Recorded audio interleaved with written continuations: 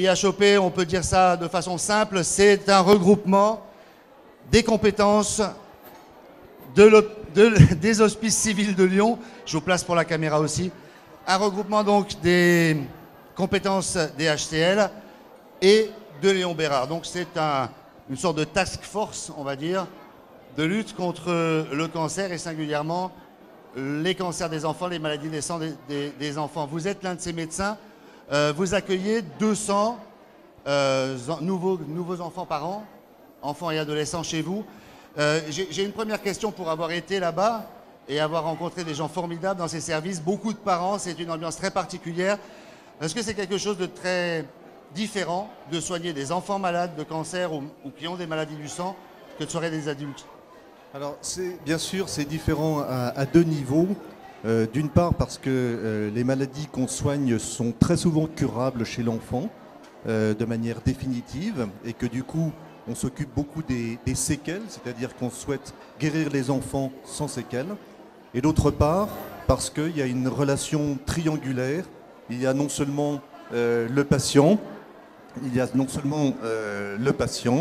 a ses parents et il y a le médecin. Donc c'est une discussion à trois. Dès que l'enfant est assez âgé, dès que c'est un jeune adolescent, eh bien, on prend son avis pour prendre des décisions thérapeutiques.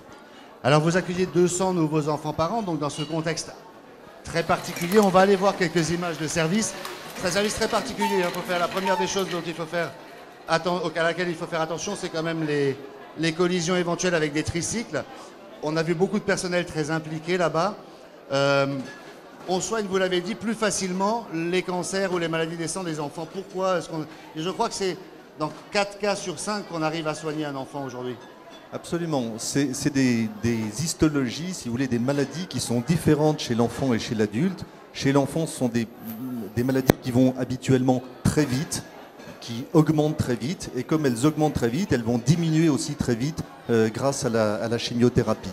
Donc si vous voulez, c'est des thérapeutiques qui sont très efficaces chez l'enfant et il faut se méfier au contraire de ne pas faire trop fort et de ne pas provoquer des séquelles dans l'avenir. Alors une dernière chose, je crois que vous soignez ou vous traitez 17 pathologies différentes à l'IHOP. Est-ce qu'il y a aujourd'hui, puisqu'on est là quand même pour ça, trouver des fonds pour la recherche, est-ce que vous en tant que médecin, vous avez des espoirs particuliers aujourd'hui? Est-ce que concrètement vous avez des domaines de recherche pour lesquels vous avez des espérances particulières, à condition d'avoir des moyens particuliers? Absolument. On a tous des champs d'investigation particuliers.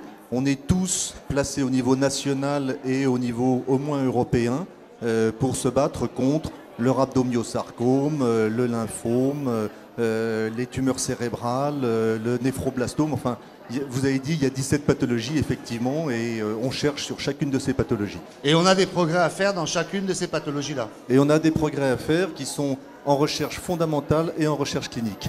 Merci beaucoup, Dr Frappaz.